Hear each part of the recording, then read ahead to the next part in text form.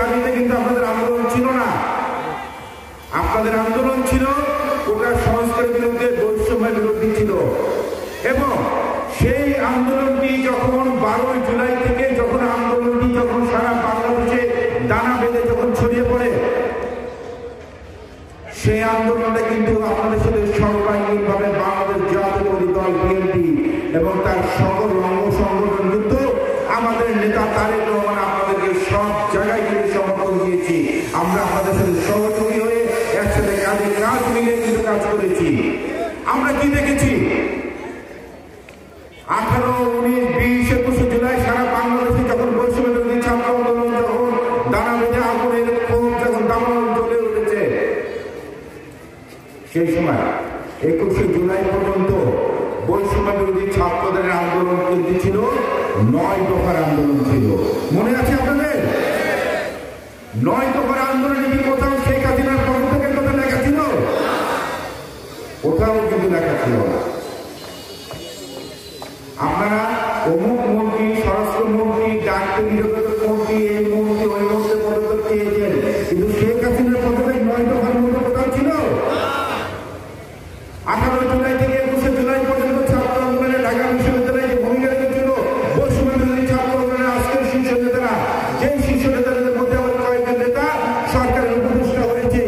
21 জুলাই ঢাকা বিশ্ববিদ্যালয়ে যখন শেখ হাসিনা মাফিয়ার দানাদার বাহিনী, দানবের বাহিনী, ছাত্রলীগ এবং র্যাব ও পুলিশ যখন ঢাকা বিশ্ববিদ্যালয়ের মেধাবী ছাত্রদেরকে যখন হল ছাড়তে বাধ্য করা হয়েছিল, তখন এরপর থেকে কিন্তু ঢাকা বিশ্ববিদ্যালয়ের কোনো ছাত্র নেতা কেউ হামলার শিকার হয়েছিল বা কেউ জেলে গিয়েছে, কিন্তু এরপরে কিন্তু ঢাকা বিশ্ববিদ্যালয়ের ছাত্রদের কোথাও কোনো আন্দোলন তাদেরকে কিন্তু আর কিন্তু দেখা যায়নি। সে আন্দোলনের দাঁড়ানো ছিল আবার 25 জুলাই থেকে সারা ঢাকা সহ সারা বাংলাদেশে সে আন্দোলনের আবার সূত্রপাত হয়েছিল। আপনাদের মনে আছে?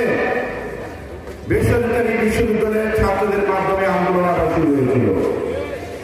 BRAC university, north south university, east west university, যাত্রাবাড়ির ওখান থেকে কিছু নেতৃত্বের মাধ্যমে আমার উত্তরের প্রাইভেট ইউনিভার্সিটির মাধ্যমে সে আন্দোলন যখন আবার শুরু হয়েছিল, সেই আন্দোলনের পর থেকে কিন্তু তখন এরপরে কিন্তু আগস্ট মাসের 1 তারিখ থেকে কিন্তু আমরা কিন্তু তখন আমরা সেই 1 দফা কর্মসূচি দিয়েছিলাম এবং সেই আন্দোলনের রূপকার ছিলেন, সে আন্দোলনের মহানায়ক আমাদের নেতা জনাব তারেক রহমান, অন্য কেউ না। আজকে কথায় কথায় আপনারা আজকে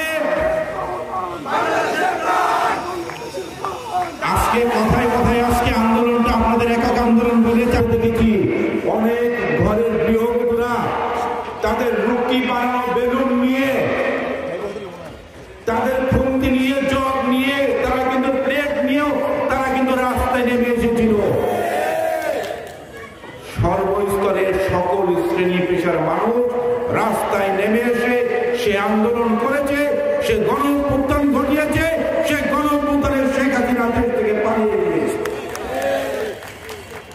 আমরা অত্যন্ত দুঃখের সাথে বলতে চাই, ধিক্কার জানাই, 17 বছরের মাফিয়া ফ্যাসিস্ট শেখ হাসিনা বাংলাদেশে পুনর্বাসনের কোন সুযোগ নাই। তাদেরকে পুনর্বাসন আমরা কোনোভাবে হতে দিব না। তাদের প্রেতাত্মদেরকে বাংলাদেশে আমরা কোথাও কোনো জায়গায় আমরা জায়গা দিব না। আমরা অত্যন্ত দুঃখের সাথে খেয়াল করেছি 31শে ডিসেম্বরের শহীদ মিনারের প্রাঙ্গণে বৈষম্য বিরোধী ছাত্র আন্দোলনের যে সমাবেশটি হয়েছে, আমরা অনেক জায়গায় দেখেছি আওয়ামী লীগের প্রেতাত্মারা যারা এক সময় ছাত্রলীগ করেছে, 5ই আগস্টের পরে ভোট পাল্টিয়ে সে কিন্তু 31শে ডিসেম্বর শহীদ মিনারের সমাবেশে কিন্তু যোগ দিয়েছে। আমরা এটা অত্যন্ত দুঃখের সাথে দেখেছি। আজকে আওয়ামী লীগের প্রেতাত্মারা শেখ হাসিনা